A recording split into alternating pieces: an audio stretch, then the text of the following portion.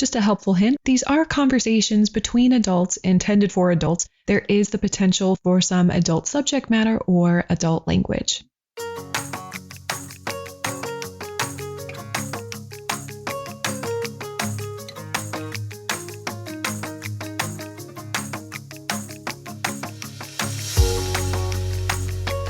Marianne Talkovski, welcome to Don't Cut Your Own Bangs. Thank you. This has been a long time coming, I feel like.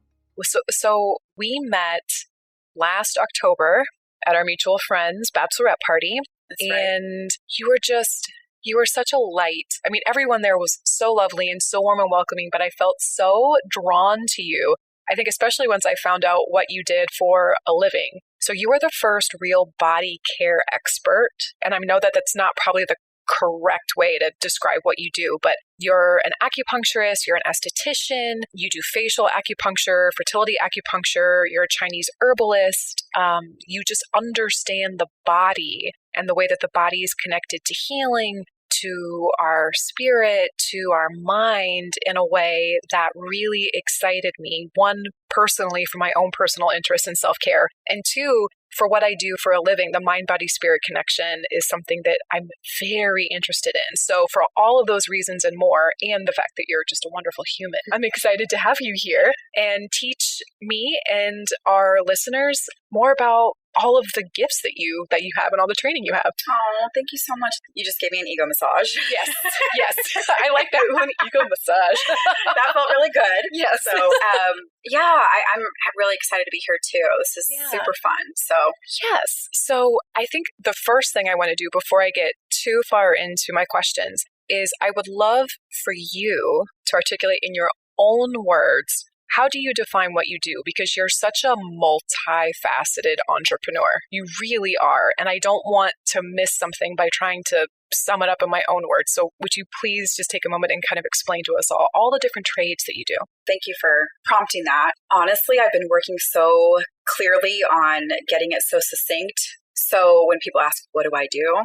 I focus on organic skincare and acupuncture for stress relief, healthy aging, and fertility. Healthy aging. My God, I think we could have this might evolve into a podcast series where we talk about multiple things, because I find that that's just when I think I know about something you do, you'll tell me like, well, have you heard about this? And I'm like, wait, what? It's like this never-ending, continuing story of all these different things we could explore.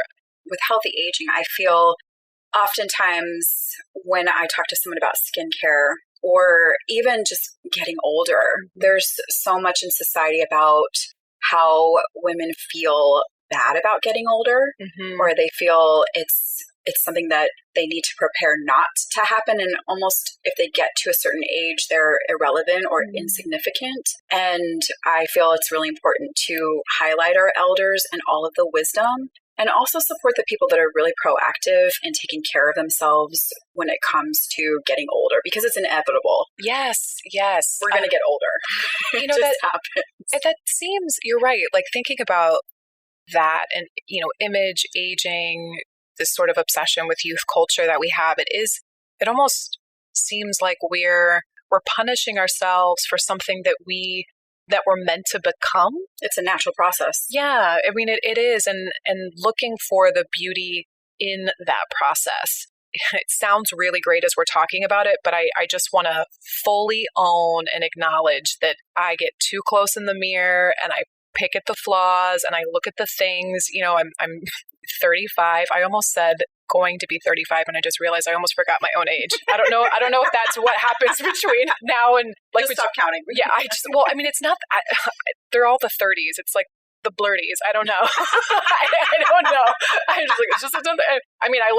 love it. But anyway, so I'm noticing more lines. I'm noticing, dimples and fine lines in places that I'm not used to before. And it's almost like Instagram knows that I'm feeling a little insecure, because then if you click on the hourglass where they just, it's like a search engine, I'm all of a sudden getting tons of like plastic surgery before and afters, Botox before and afters, filler before and afters. And I don't know exactly how I feel about that, but I know that you have some really interesting insights that I've never heard before about lines and that space between embracing what is innately beautiful and also wanting to be the best, most healthy, vibrant version of yourself. But specifically, when we had talked a little bit about the freezing of our muscles, you had some really interesting insights. I'd love for you to take that away. Yeah, well, again, I'm so grateful to be here and have a platform to talk about this, because you're right. No one is really talking about aging from this perspective. We're just inundated with these messages to be thinner and to stay young forever. And what happens when we get older? Well, the skin has had a chance to really get settled into expression.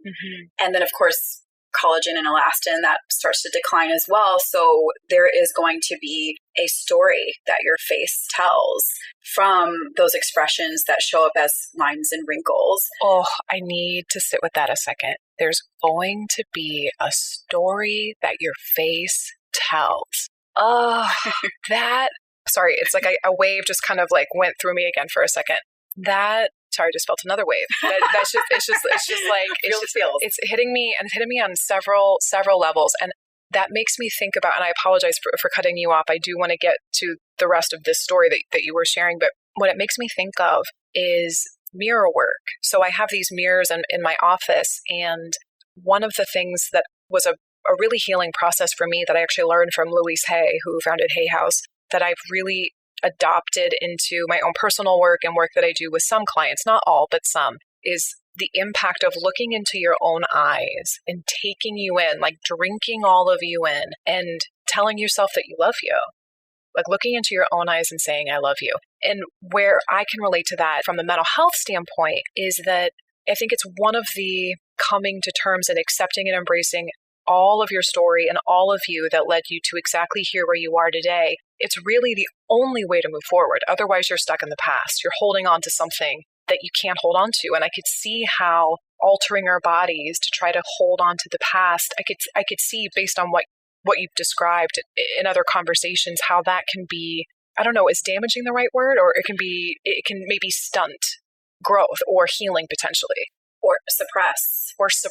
Ooh, that's a good word. Suppress expression. And so, yes, I do acupuncture and I do facials. And one of the things I love about skincare is when a woman comes to me and she says, like, I don't like this about my face. And I share with her, let's say she mentions her crow's feet. And I share with her, well, according to Chinese face reading, which is a branch in Chinese medicine of looking at the art and science of who you came to be as a person, and that reflecting on the features of your face and the expression over time that I had mentioned. Crow's feet represent what are called joy lines. So looking at when you're 40 and you have crow's feet, that is an example of joy you've experienced in your life. That, as you say, when you look in the mirror, in Chinese medicine, the heart, that's where joy resides. And that on your face, the face is a microcosm of the body. So whatever's going on in the heart is reflected through the eyes. And we've always heard that quote, or many of us have, when you experience a real, genuine smile, it goes up to the eyes. So that's one example of reframing. Let's look at this. Society has told us to have an unlined, expressionless face, and that's what's considered ideal as beauty. Right. When we look at someone who has lived their life, they've had experiences and they've felt them, and they've let their heart show that through the expressions they make in their eyes and all aspects of the face.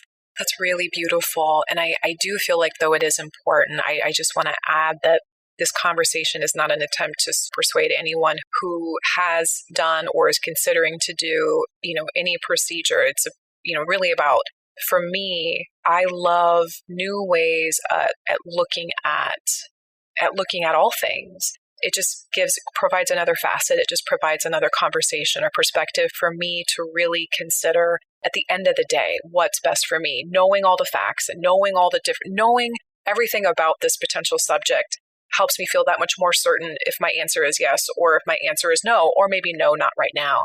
I think what I experience in my room with clients is not necessarily them only talking. I mean, it's not necessarily the aesthetic piece, but it is, I find that stress, any form of stress, is resistance. I don't want to be in the situation I'm in now. I want it to be different than what it is. And you can that's everything from road rage to relationships, wanting something to be different than what it is, that resistance that manifests itself in tension, pain, discomfort, frustration, anger in some form. What I've personally am trying to still work through in my own journey, but what I try helping walk alongside with the clients that I work with is that expression, what you resist persists. Yes. And so what I'm interested in too, not only from what you know in the aesthetic piece, but what you understand about the body, like all of that together. How do you see that tension or that resistance manifest in the health in the body too? Right. That's a great question. And I want to speak to what you said about like, you know, if there are listeners that have been contemplating getting cosmetic procedures or they have, I stand with you, and like, this is not a knock towards that decision. I have worked on many people that have still gotten Botox and fillers, and I feel like that's a personal choice. And what I want to support is, where's that decision coming from? Is it coming from rejection, or is it coming from, I can stand prouder and feel like I can put myself out there more? Yes. I've had people that want to get Botox on their 11 lines in between the brows. And if you think about just from, if we take Chinese face reading out of it, or healthy aging, if we just look at what causes that expression, it's concentration to a certain extent, which could also be a spectrum leading to frustration and then anger. So it's almost like I said, a spectrum. I've noticed too, like if I wear my glasses and I'm trying to hold my glasses on the bridge of my nose and I'm on my screen, that concentration can create that expression. So when people want to get Botox in that area, it can soften. And what I always recommend is, okay, well, what led to that expression? Was it that you've had years and years of frustration from a certain situation that's caused you stress, that is showing up in your body even, that's linked to the liver area in the body? You know, how are you processing toxins? How are you feeling about just being able to move, your mobility? Because when we repress, the liver gets agitated, and that's when even more anger comes out. If someone opts for a cosmetic procedure to soften that space, then I often recommend do the work.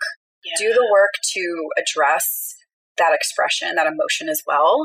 So, you know, while your face isn't making that expression, you still connect with everything internally that was leading to that expression. That makes so much sense. And I can actually, to go back to what I was saying about how Instagram somehow knows, and I'm like, the robots somehow know, like, oh, she's feeling insecure, send her ads, send her promotions. And of course, when it's 12:30 at night and I'm scrolling on my phone and I'm bloated from dinner and, you know, I had that extra glass of wine and so my skin looks a little blotchy and I'm like, yeah, I need all these things. It reminds me of how I felt as a teenager, because I find that as much as I think I'm growing and evolving, I'm really just relearning the same lessons over and over again in different ways each time. And so what I have personally found for myself is that whenever I thought an external cure was going to fix how I felt inside, I was either disappointed in the thing, the system, myself. The answer came in some shape or form in loving myself more. I couldn't let another person, a boy I was dating, a skin cream, like nothing could love me more than I love me. And so I think if and when the day ever came where I decided to do something else, I hope that I would still have the presence of mind to say, okay, like, where is this coming from? What potential healing do I need to incorporate with this too, to really feel good about the decision moving forward? Because God, I can remember thinking, oh yeah, this lip gloss is gonna be the thing that sets me over the top. Like the whole, like kind of like, I used to change your life. Yes, I used to laugh at those Axe body spray commercials where it's like, yeah, right, guys, like, come on. But my God, I bought into the same thing. It's not always past tense. I sometimes still buy into that too. Like that Anthropologie sweater, or these like really cute wedges. You're wearing adorable wedges right now. Like these really cute wedges. Like it's just all the guys are going to stop and stare. Oh, like, oh man, look at that. God. Like, nope, you still have the breakout. Nope, you're still sweaty. Or yep, that hair is still, it's just, the things are always going to be the things. I have to change how I'm looking at myself and how I'm talking to myself and loving myself deeper. And I would probably say that no lesson has brought me to my knees more in terms of acceptance and really, really loving myself as I am in a deeper way than my fertility journey, which you have been a part of with me for the last 6 months, 7 months, with your fertility treatments. It's just, it brings up feeling out of control, wanting to regain control, trying too hard, wanting to let it all go, and hoping that a pill or a treatment or one thing is going to be the snap quick fix. And so far for me, it has been none of those things. It's just a continuing journey. I feel like I'm rounding the corner to loving myself through it. I feel like it, but with your help. I feel so honored to bear witness to that. And it is a journey for all of us. Marketing is really good at the whole getting in your head and that whole paradigm of when you have this, then you do that, and then you can be this. Where really it is about starting with like, how am I being? Who am I being? To then make the decisions and act on the behaviors to have what you want. So when I talk about healthy aging, it is being confident and comfortable and secure in that, hey, this is going to happen. I'm going to get older. You know, look at J-Lo. She's 50, right? I want to be on the J-Lo program, please. If you make a J-Lo program for Project Gorgeous Indy, and I will buy all of the things. And she probably has a lot of help and support. Oh, yeah. It's also, I believe, a lifestyle, and you can see that in her presentation and how she shows up, her spirit. It is really having that acceptance of, this is who I am, this is how I'm showing up, this is what I'm contributing. And when it comes to aging, let's change the conversation about, I am going to get older and it's okay. In fact, as I get older, I'm going to get better. You know, it's not just men become that silver fox, it's women become that queen, you know, and have so much wisdom to share. You know, in the last few years, I think it was just another way for me to relearn that I'm not going to feel better about myself from something external, because I don't think I see myself clearly. I think rarely. I think that would really be the goal, to truly see myself clearly in the most loving, compassionate way. But Facebook and different platforms like send you memories of photos. I can't remember when this was exactly. It was a few months ago. I was shown a memory from 6 or 7 years ago, and I saw the photo and I saw the smile, and I remembered exactly where I was and how I felt at that time. And I was incredibly insecure about my complexion. I felt like my hair was too big. I remember going out I remember walking in with a game plan to not stand under direct lighting so that it wouldn't accent those flaws that I was so afraid of. And I remember worrying about how I looked ate up a lot of that night. But I looked at that photo as 35-year-old me, and I looked at that. It's almost like when I do inner child work with people and that really are having a hard time forgiving themselves or loving themselves or embracing something about themselves. It's hard to hold on to that judgment and look into the eyes of a 4-year-old. You know, looking at 4-year-old you, looking at 5-year-old you, and realizing how beautiful and pure and sweet we all come into the world as. But I was looking into 25-year-old me. And I felt the same way of like, oh, you sweet, beautiful little person. Not little in a patronizing way, because I was talking about myself, but I was like, oh, you are precious. You are precious and you're beautiful and look at you. And I did not see that, or I was not in touch with that at all. I had none of that perspective for myself at the time. And so when I beat myself down today, I try to remind myself of that, because I'm like, when I'm 45, I'm going to look at this and I'm going to say, sweetheart, why didn't you love yourself better? Mm-hmm. Love yourself more now. Yeah. I can relate to that. And isn't it so crazy how you can remember your internal dialogue at that point in time, and then you look at yourself, you look at a picture and where you stand now, think, I don't even see myself in that photo. You know, like I remember when I was 31, I'm 41 right now, and I went to Brazil. And I always had been proud of not having cellulite. And then getting a little dimple that my mom pointed out to me, oh, you have cellulite. And it was just like, really, why would you say that to me right now? And then going to Brazil, I had a 21-year-old lover at the time. Ooh la la. Okay, we definitely need to do a series. But I remember asking him to take my photo and then take the photo again. No, take it from this angle. No, do it again. No, like I made this kid take a photo of me 20 times because in my head I was seeing that dimple. And then, like you said, the photo pops up. Well, 5 years later, I see that photo on my Facebook feed and I don't even see the dimple. I see the girl that, gosh, I love her so much. Why what was in my head? Why did I let that take up so much space? We'll be back to the show after this short break. Do you like the idea of journaling but think, gosh, I think I just need a little bit of help. This blank page is freaking me out. What do I write about? What I did that day? What I ate for a snack? You're not alone. I get it, and that's why I made a journal just for you. It's called the Treasure Journal. It covers 7 key areas of your life. There's lots of beautiful stories and sentence stems and prompts and ways to help you get those creative juices flowing to really unlock some powerful processing. Click the link in the show notes and grab your copy today. And now, back to the show.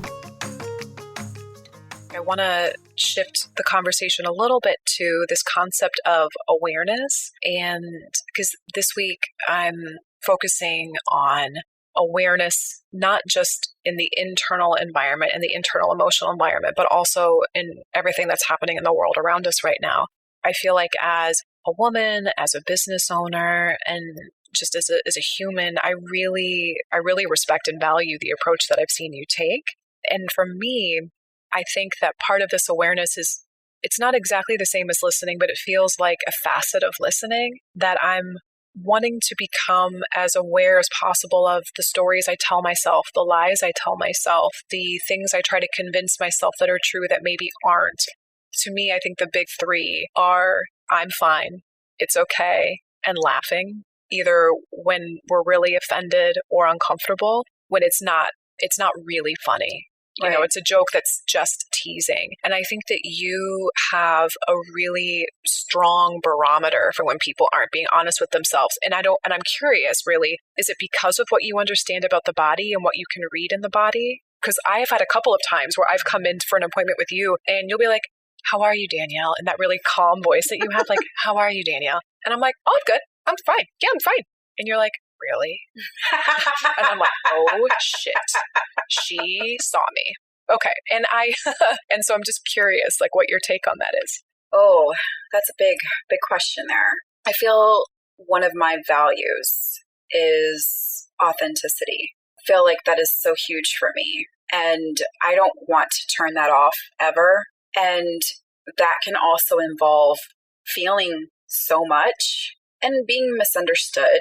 Being an empath, you can really be sensitive to a lot of environments. And so sometimes when I'm working with really sensitive people, I share with them, energy is just information. If you're feeling something, if you're having a sensation, sit with that and consider it as information. So that is one of my barometer tricks, if you will. If I feel something in my body, I let myself feel it.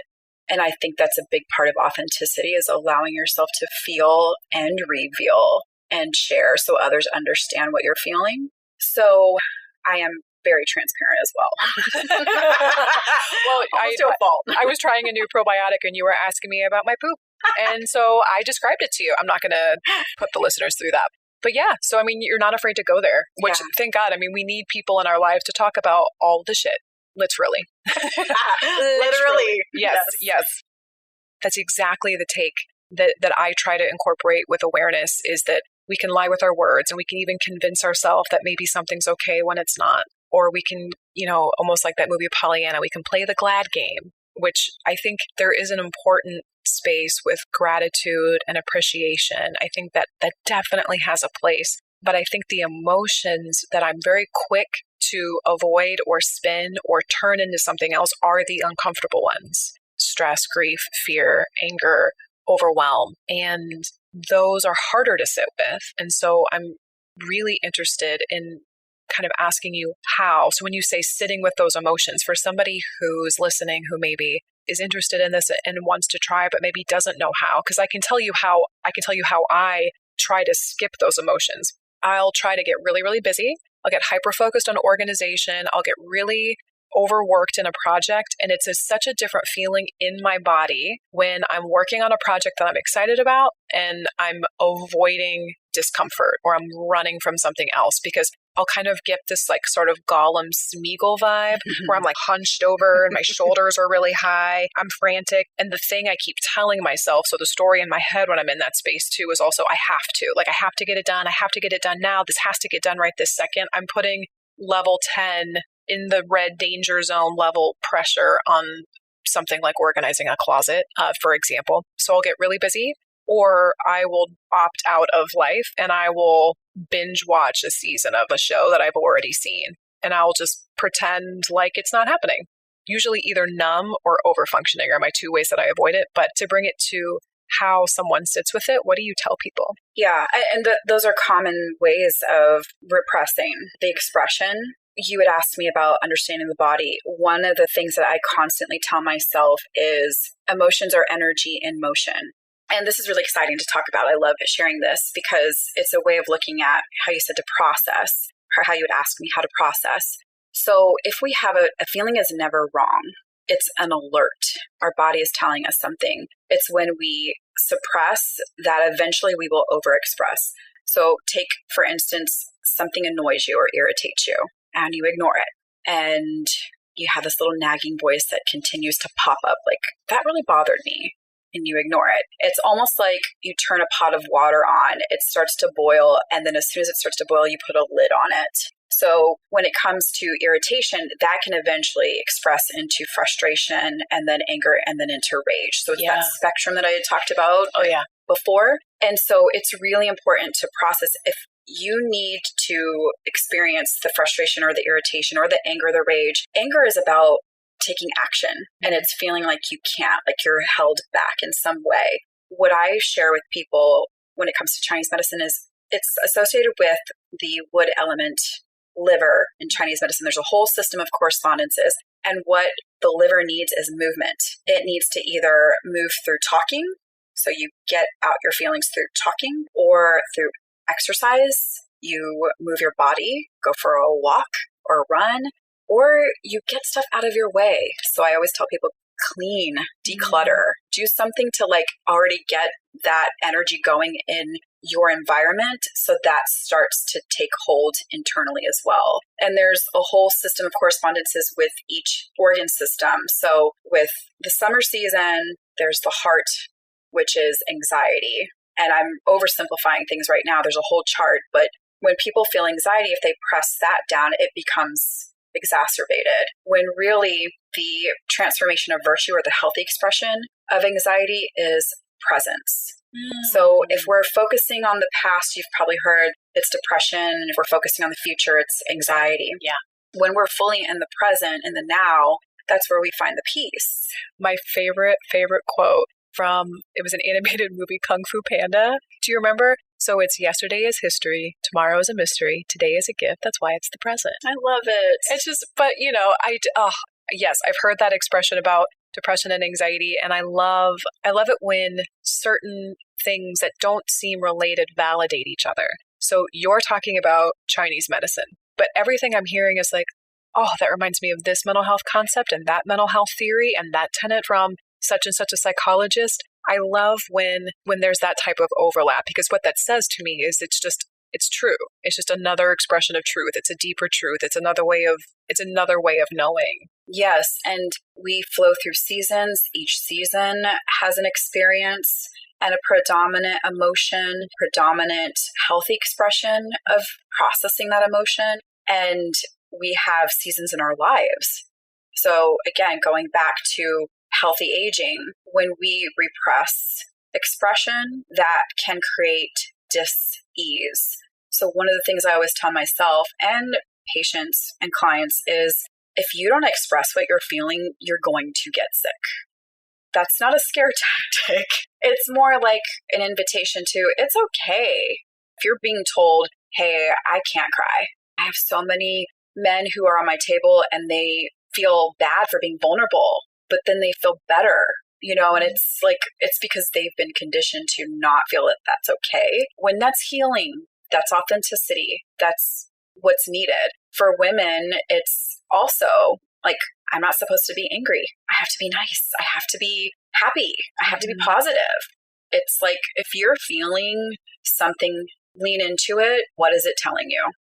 this way of processing and this way of looking at awareness has been, I think, one of the ways that I've been exploring to figure out how do I want to show up in a time that feels very polarizing, almost like there's a lot of static electricity in the air, that at any point there's a spark and that spark could turn into explosive energy. Staying silent doesn't feel good. Muzzling myself doesn't feel good, because I do truly believe that part of the journey to finding my truth is also sometimes figuring out what's not true for me, and that may mean saying the wrong thing and then being informed and educated on what's closer to right for me. The awareness and trusting my body. It's kind of like there's so many voices right now, and there's so many perspectives, and there's so much noise that I felt like I was kind of getting lost trying to catch up and take it all in. The lesson that bears repeating that I find it just kind of revolves in over and over again is my body tells me the truth, or my body will show me the truth. Even if I'm not listening to it, it will show me through getting sick. It'll show me through sweating. It'll show me through blushing. It'll show me through indigestion. It will show me through like my body constipation. Like it will show me what I'm not listening to and not paying attention to. So I'm grateful for teachers like you who listen to the body and then teach us that way. But as much as I want to continue exploring your expertise, I also want to learn more about you and your journey, because just like in all the movies, the great masters have great stories. So the wisdom masters. And I was very intrigued by your Brazil trip with this young man, but we can save that for another day. But I'm curious about like what got you from point A to point Z, right? Like, where did this journey begin for you? Are you talking about the Chinese medicine, the acupuncture? I mean, because you're an esthetician, you sell organic skincare through Eminence. I mean, you wear a lot of hats. And so, maybe let me start there. What came first? The aesthetics, the acupuncture, the functional movement? It was skincare, but in a way that I didn't even know. I was growing up, my dad was in the military. He retired and we moved to Nixa, Missouri, which is... Never heard of it. Right. Well, it's in the Bourne identity. Jason Bourne, is that where he hit? Is that where the truck was? And he was like, there's a shotgun in the bed of the truck and I don't know how I know these things. Is that where that happened? Apparently it was like the place to hide for him. So, gotcha. Because nobody knows about it. So now you may all know. It wasn't a very diverse environment. And I remember feeling so odd that I was this 12-year-old kid that was into brewer's yeast and the 28-day yoga plan. You were into what? Brewer's yeast. Brewer's yeast. Yes. Is that what you make kombucha with? It's very rich in iron, and it has a fermented, it's not something yummy, but I was all about these fascinating, interesting things for health at 12. Wow. Something that was going to keep me younger. 12-year-old you. Brewer's yeast. So other kids had lemonade stands and you were in Nixa, Missouri with your brewer's yeast stand. Very misunderstood. But I do remember really loving my skin and wanting to maintain it. I don't know where that came from. It was just something that I feel was innate. And from there, I started getting messages everywhere I went. Like, it's all about the organic. It's all about the pure skin. It's all about natural and keeping things clean. So yes, after I graduated college, undergrad, I did international business. I moved to New York. I was like, I'm getting out of here and going to the mecca of international everything. That's a whole nother story. I was supposed to I studied international business. I wanted to work in marketing and travel the world. I don't know if I ever told you this story. Well, didn't you, and tell me if I'm hijacking and taking you further in your story than you want to get to, but weren't you supposed to be in one of the World Trade Centers on September 11th? Yes. Yeah. So I woke up that morning and that changed everything. Luckily, I was saved and I overslept, thankfully.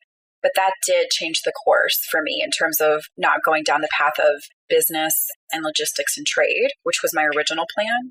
And so I'm curious how someone who is you're so in touch and in tune with the body, and you were into brewer's yeast as a sixth grader, how you were working in international business and trade and logistics. That seems, I mean, you are an incredible businesswoman. I don't think that being interested in business is what surprised, but that seems more, knowing what I know of you now and having met you at this stage in your life, it seems very like buttoned up compared to what I've seen you do now. So where do you think, what was the attraction to that path? I wanted to travel and I wanted to explore other cultures. I've always had an interest in that as well. And so going to New York, that was the next step to get me there. And then when September 11th happened and the course of my career path changed, I remember working in this fine dining restaurant and I was really just trying to find myself. And a girl had approached me and she said, "You would be really good at this." And she was talking about acupuncture and I had never heard of it. I was 23. I remember I had to move back home for a year. So I remembered her mentioning this to me. And I don't know what she saw in me. And what was interesting about her story was she was getting treatments for acne, which at that time, that's 18 years ago, most of the time people didn't reach out for acupuncture for those kind of things. Even in, a metropolitan city, it's more about like joint pain or things like that. One foot in the coffin, So when I went home, I picked up this book and it was called Between Heaven and Earth. And when you take quizzes and it tells you your type, I learned my 5-element type. And then from there, I learned this was a medicine that was poetic. There was science involved, philosophy, art, and medicine all in one. And that's when I realized I've always been tuned into the holistic world. I just didn't have the language or the vehicle for it. And now I have the vehicle.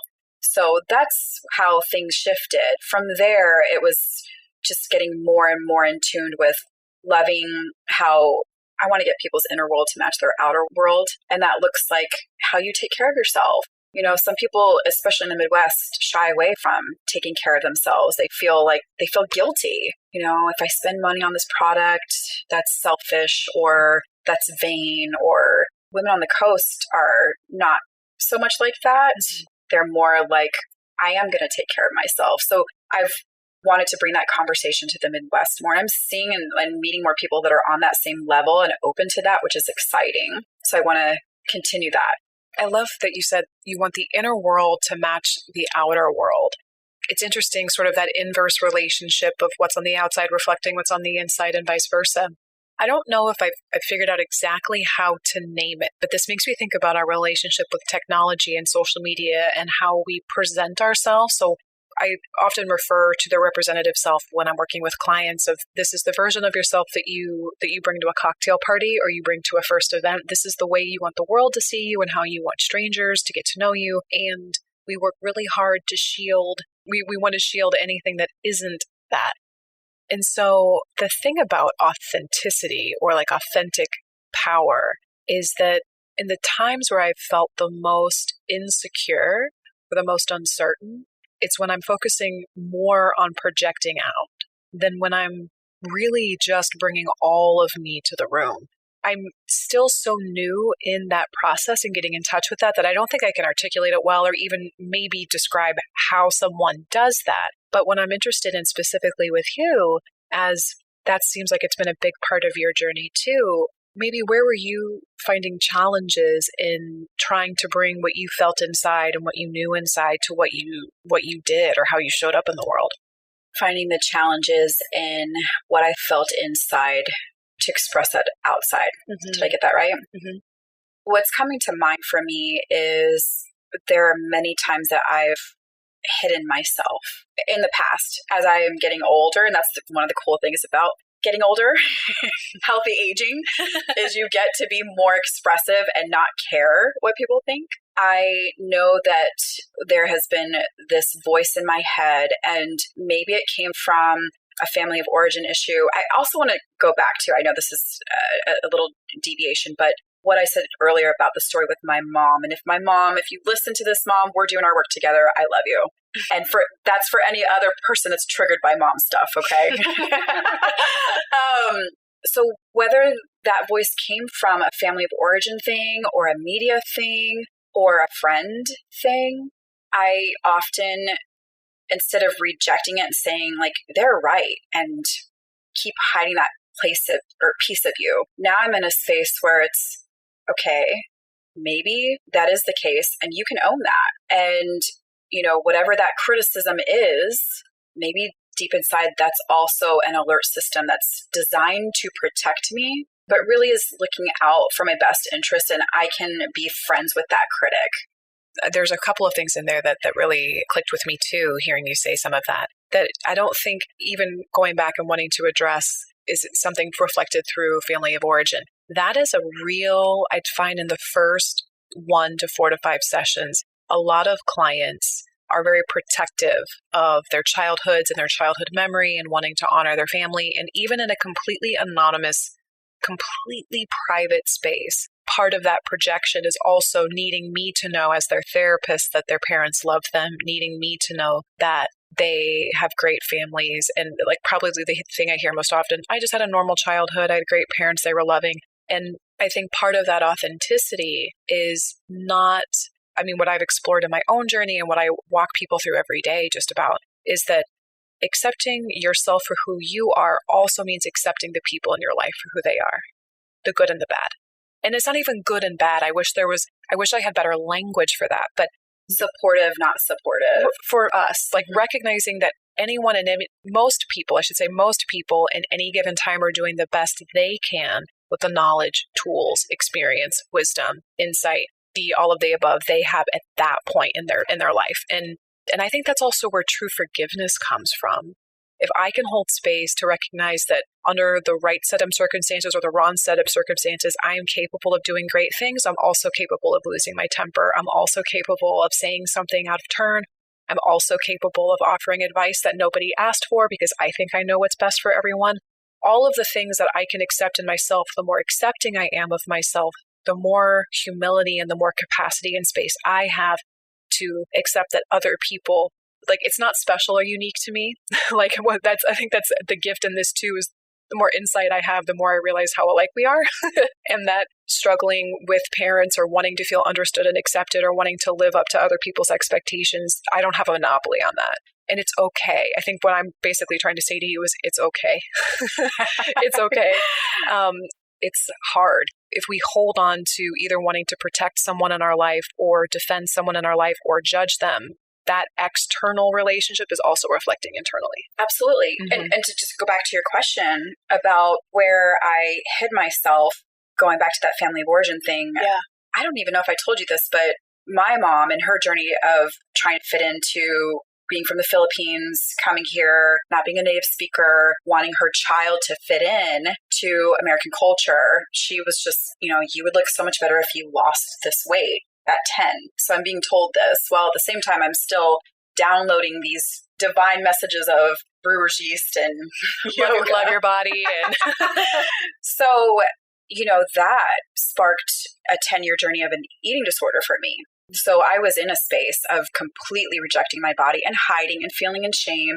And why I mention that is because there are times when someone's trying to help you and they're doing the best with what they have. She was doing the absolute best she thought she could do by her daughter in that moment. Right, mm-hmm. Right. And there were moments that I didn't even consider that. And it was just the anger and the pain of the experience and the initial comment, to now where it's like, I understand where you're coming from. And it's completely influenced who I am as a person to take it to a level of being this resource as a business mm-hmm. for people to be healthy and make proactive choices and be conscious of the things that you say that could have an impact that could not be supportive to someone, or be conscious and supportive to someone. So that's where I stand in that. And I am now really grateful for the journey and looking at it retrospectively. Yes. But it was pain going through it. And, I think what's going on with the current conversation about understanding people's suffering and understanding their journey and understanding maybe some things that we can't relate to. Think about if there is an area where you have been oppressed, mm-hmm. someone's comment held you down and stopped you from being able to fully express yourself authentically because you didn't think that was okay. Yeah, I'm so grateful for, there's too many thoughts in my head at once. I'm so grateful for my exposure and my passion for the arts. And one of my absolute favorite forms or modalities of expression and creativity is stand-up comedy. I'm not saying, trust me guys, I'm not announcing myself as a secret stand-up comedian. Oh my God. And that's why I'm announcing here today on this podcast. No, God. But I find that my favorite comedians have this way of dancing between the tragedy and the humor that, like of the symbol of that face, those two masks of theater and storytelling from the history. It's really that line between tragedy and comedy that's so beautiful. And when there are times like we're going through right now, where a new wave of Black Lives Matter, it's a new wave of the civil rights movement, and just coming right off the cusp of, the Me Too movement really busting through. I find it's the same lesson, the same story told in a slightly different way, but we're hearing it in a different way too, because maybe we're ready to hear it in a different way, and we need to hear it in a different way. But I just this morning saw a clip of Michael Che on Saturday Night Live, and I was brushing my teeth and I was listening to this clip, and the whole special, was incredible, but this one line that I had seen the special before, but again, just, this little soundbite popped up of Black Lives Matter is a controversial statement. And then I even saying that right now, my body gets heavy, like, good Lord. I know that the thing that has kept me from participating in conversations or advocating for things that I believe or that I really feel to be true in my heart, whether that's within a relationship that's being unhealthy, being talked to in a way that's disrespectful, or witnessing it, laughing at jokes that aren't funny, kind of going back to the lies that we can tell ourselves or convince of ourselves. My desire to be liked and my desire to be a people pleaser, because deep down I just want everyone to like me, has kept me. That's one of my barriers to authenticity. That's also a privilege, I should say, as a white woman, that I have. I just want to be liked so much that I'm not participating in challenging conversations. That is privilege. But that's also true to my experience. And that's one of the things I'm trying to learn, but I'm so grateful for the comedians and the artists of the world right now. Yeah. For that, because I think I'm grateful for an opportunity to learn and laugh. Because I think the hard lessons, it's like, that's the spoonful of sugar that helps that medicine go down. It's like, shit, I just got a hard dose of truth, but I was also able to laugh about it a little bit. And I'm grateful for that. It's really an art because, and I'm not remembering the quote, but laughter is the shortest distance between two souls. And I have to find the exact quote and who said that. So good. I was reminded that recently. And so to be able to have the heart space open to receive the hard truth. Yes. Is helpful. And I feel that one of the things I love about going back to Chinese face reading and Chinese medicine, there's even decades on the face. Each part of the face represents a decade. And the nose and the cheeks, this is all about the 40s. And the 40s are about profound, meaningful relationships. It's often a time where people tend to change jobs, get divorces, have huge major things change in their lives. And their friendships change as well. And a big part of that is because they start tuning into, this isn't really good for my life, or this is really good for my life. And you lean into those things. And from there, it's like, okay, maybe not everybody's going to like me, but I'm enriching those profound, meaningful relationships, and I can go deeper with that and just live in that space. Well, I can look back at one of the benefits of also participating in my own therapy is that you're doing your own heavy lifting. But I think one of the benefits of that perspective and creating that space, because I think that's another thing about not just self-care, but all of this glorious reflection, introspection, and growth. That time and space has to be carved out. And again, I think that's why Netflix is one of the ways I avoid it, because I don't have time. I got to get to the next episode. But anyway, I digress. I got to see what shenanigans Michael Scott's going to get into. When I look back at, I'll say, some of the most significant hurts, wounds, or pain points in my life, staying in relationships that didn't serve me way longer than they needed, way past their expiration date. That milk was spoiled. And I was like, I don't know. I think I can make it something. I think I can do it. Or not listening to an instinct to leave a job. But it was when I'm standing on the precipice of having to make a really tough choice, that I was trading that, I'll say short term. That doesn't mean it's any less painful, but that short term discomfort of really being honest with myself for the long term suffering of trying to make a bad situation, to drink spoiled milk, when I've said yes to the hard, true thing in the moment.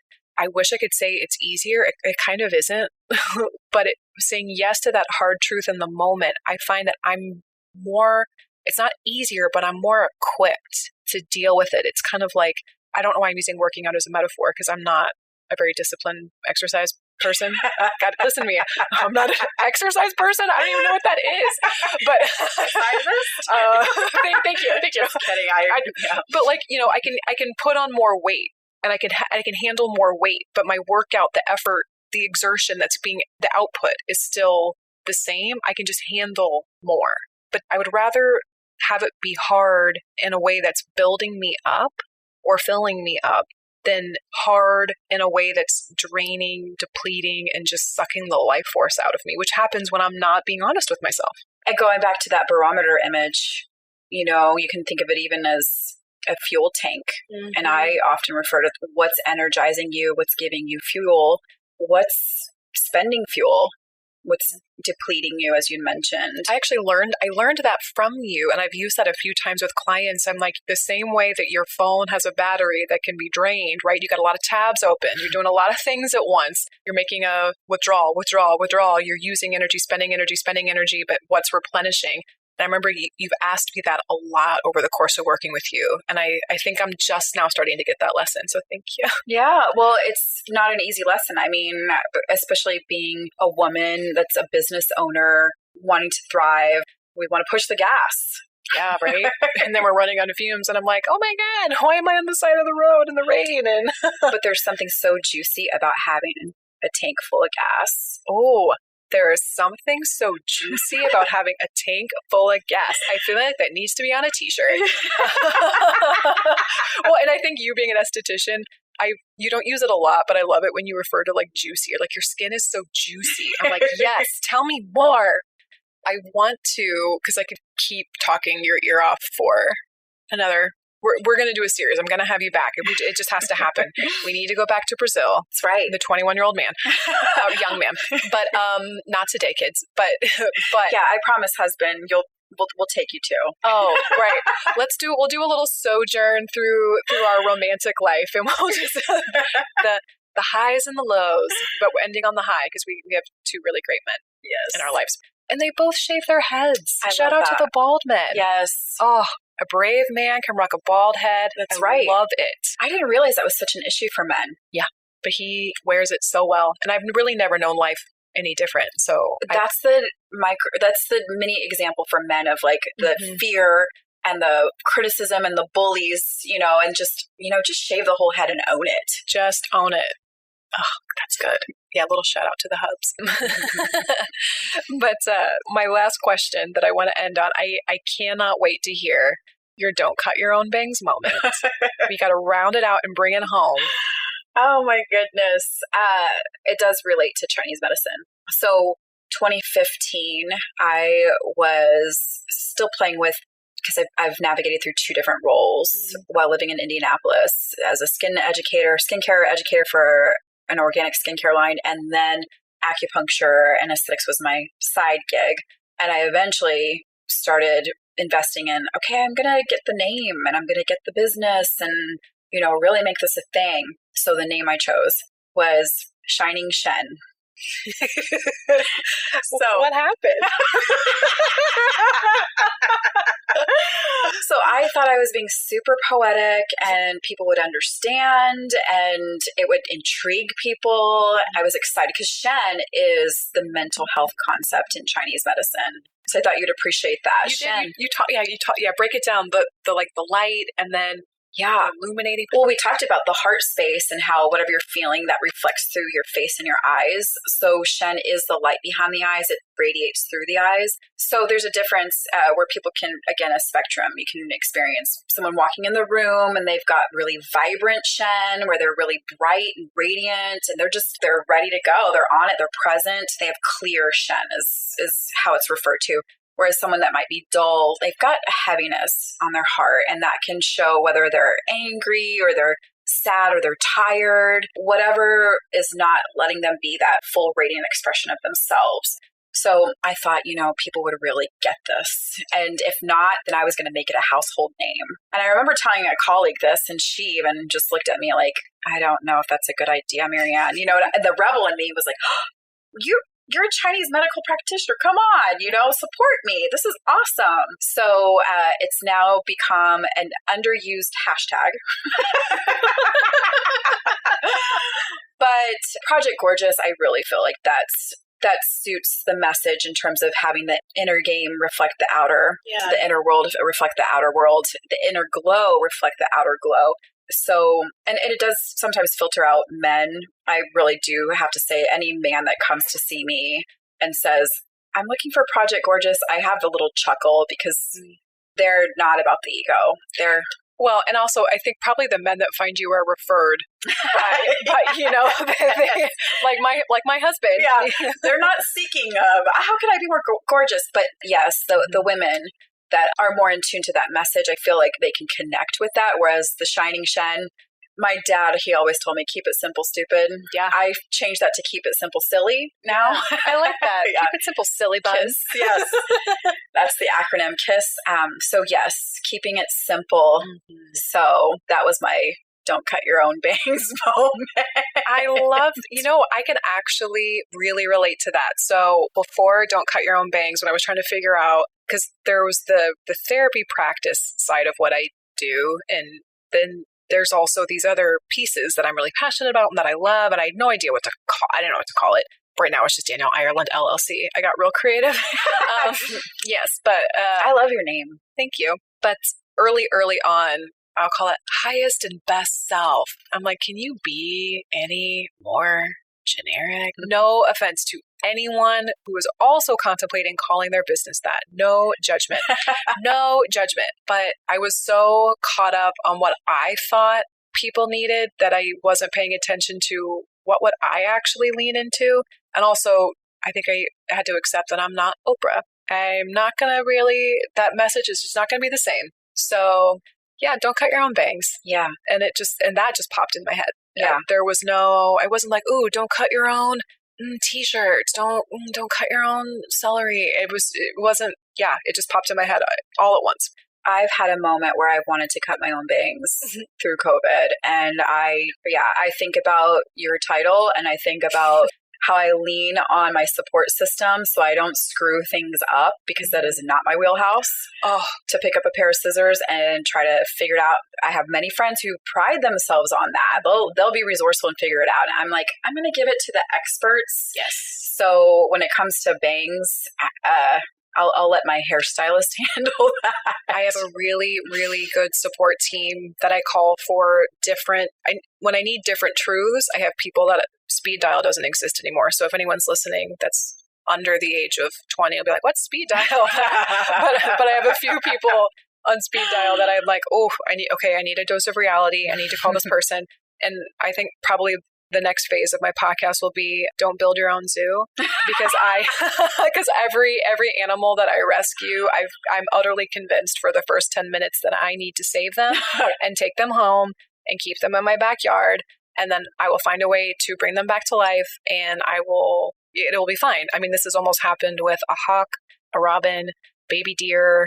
I see these videos on YouTube of like people resuscitating injured animals, and I'm like, that's me. That's my other calling in life. I'm gonna revive a hummingbird, and then every season it's gonna come by and it's gonna just suck little nectar out of my hand, and but I need someone to.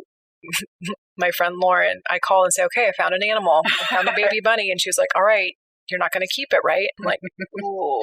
That's just a testament to your big heart, Yes. Okay, that's good. I'm glad you think so. Or is it like hoarding? It's like animal hoarders. It's like these animals want to go back into the wild. I'm like, no, just love me. Don't leave. That's perfect. So, and I didn't trademark Don't Build Your Own Zoo. So if anyone listening wants that for their podcast idea, it's yours. Take it. Marianne, this was so much fun, and it was too much fun to not have you back. So we're gonna have Marianne back, everyone listening. So send in some questions. If there's anything that you heard you want to learn more about, I'll have all of the ways to connect with Marianne linked in the show notes. So please don't feel like you have to remember all the names that we just shared. All the ways to connect with her will be linked. And if you have questions about more things you want to hear Marianne talk about, send them my way and I'll have a great excuse to have her back. But thank you so much. Thank you, Danielle. I really enjoyed this.